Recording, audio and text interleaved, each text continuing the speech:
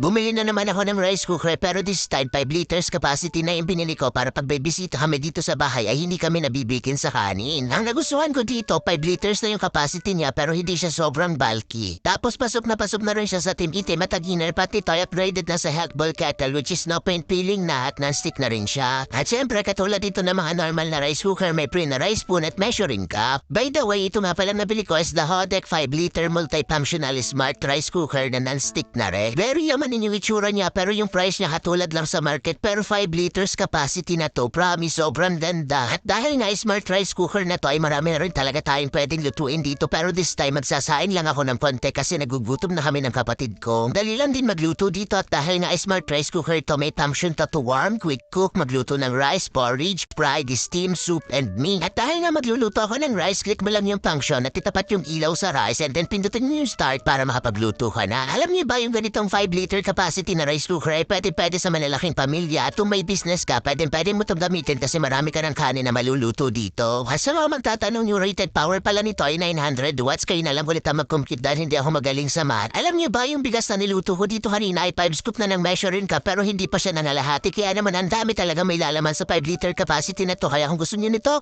link sa Basket, follow me for more. Mahal ko kayo, I love you!